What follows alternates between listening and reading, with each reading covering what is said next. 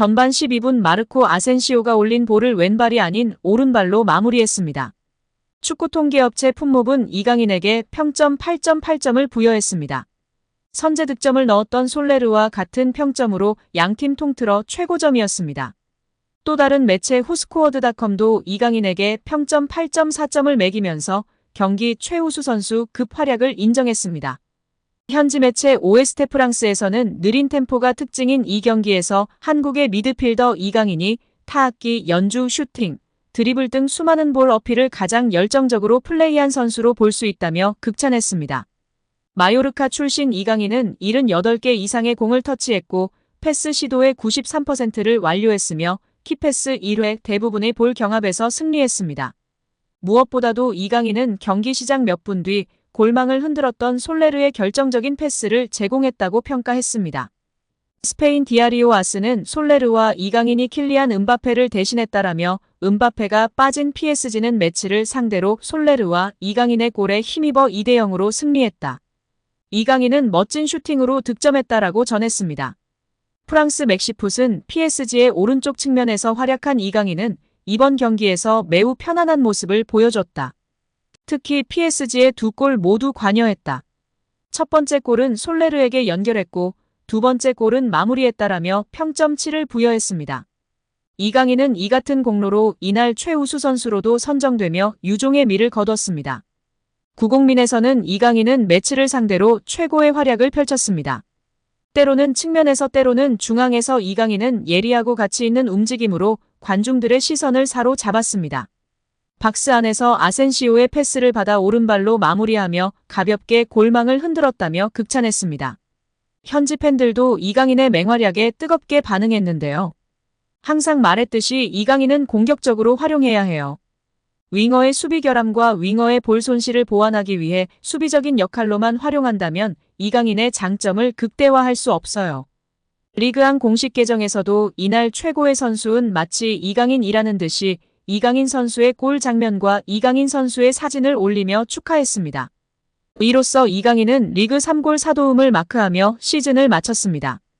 유럽축구연맹 챔피언스리그에서 기록한 1골 1도움과 트로페 대 샹피용 프랑스 슈퍼컵에서 터뜨린 한 골을 더하면 공식전 5골 5도움으로 프랑스 무대 진출. 첫 시즌 만에 두 자릿수 공격 포인트를 기록하며 성공적인 프랑스 리그 정착 파리 생제르맹에 정착한 이강인 선수입니다.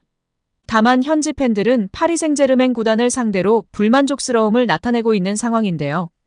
다른 상위 팀들은 3골을 넣으며 막강한 화력을 과시했는데 파리 생제르맹은 2골밖에 넣지 못했다는 점에서 아쉬움을 표현하고 있습니다.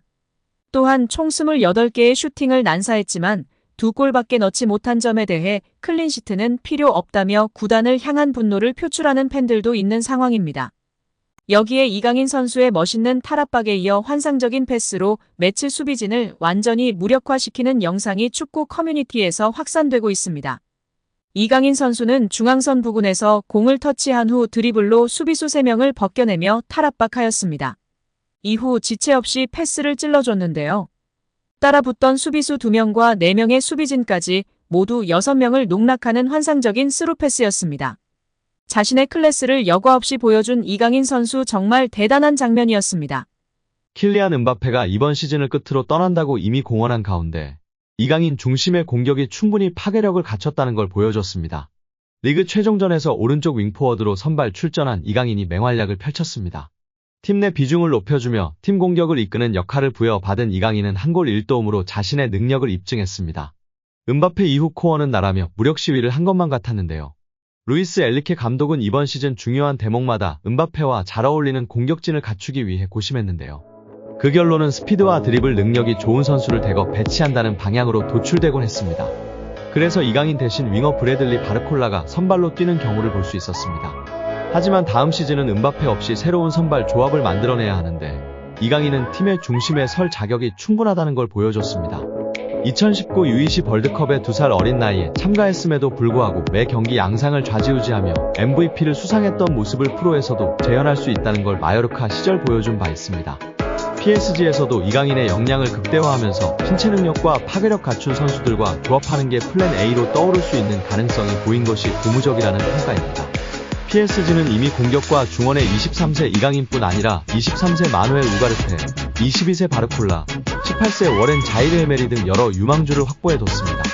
이들 중 누가 장기적으로 PSG의 핵심 멤버가 될지 가리는 싸움이 프리시즌부터 다음 시즌 초반까지 진행될 것으로 보이는데요. 포스트 은바페 시대의 주인공을 가리는 주전 경쟁의 서막이 열린 상황에서 이강인의 장점을 살릴 수 있는 전술과 역할을 부여받기를 바라봅니다. 이러한 상황 속 다음 시즌에는 방출 혹은 임대 등으로 팀을 떠날 수도 있는 선수들도 거론되고 있습니다. 최악의 영입으로 꼽힌 선수들과 이적설이 모락모락 피어나는 선수들인데요.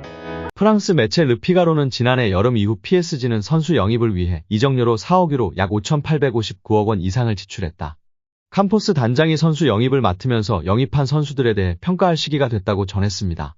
PSG는 지난 시즌 종료 이후 메시와 네이마르가 팀을 떠났습니다. 반면 올 시즌 이강인을 포함해 10명이 넘는 선수를 영입하며 선수단을 대폭 개편했습니다.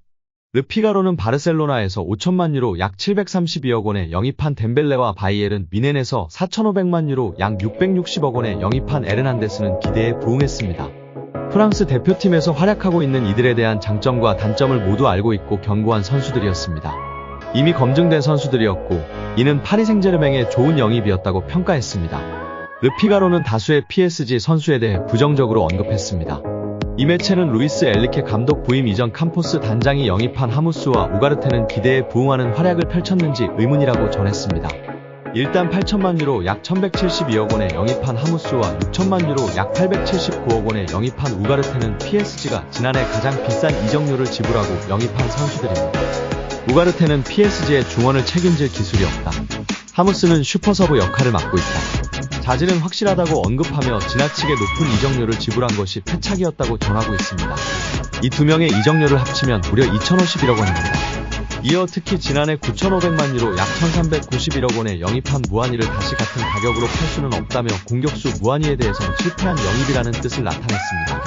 또한 PSG가 올 시즌 영입한 수비수 슈크리니아르는 너무 느리다. 부상 복귀 이후에도 주전을 차지하지 못했다고 지적하기도 했습니다. 하무스와 우가르테에 이어 무하니까지 더하면 3,442억 원입니다. 다행히 밀란 출신의 슈크리니아르는 자유계약으로 영입해 이적료가 들진 않았습니다. 매체는 하무스, 무하니, 우가르테, 슈크리니아르 등에 대해 최악의 영입이라고 꼬집었습니다. 다만 무난하고 성공적인 영입이었다고 평가 선수는 단 2명이었는데요. 그중 이강인도 있었습니다. 매체는 리옹에서 5천만 유로에 영입한 바르콜라는 도박이었다. 루이스 엘리케 감독은 지난해 말부터 바르콜라를 베스트 11으로 기용했다. 바르콜라는 프랑스 대표팀의 유로 2024 최종 엔트리 합류도 가능한 선수라며 무난한 평가를 내렸습니다. 이어 매체는 이강인 선수도 바르콜라와 같이 무난한 영입, 성공적인 영입이었다며 합격점을 주었습니다. 매체는 루이스 엘리케 감독은 확고한 철학이 있고 그것을 위해선 경기 중 볼을 소유해야 한다. 이강인은 은바페만큼 많은 유니폼을 판매할 수 있는 장점도 있다. 볼을 소유할 줄 아는 선수였다. 이강인은 확실히 유용한 선수였다는 뜻을 나타냈습니다.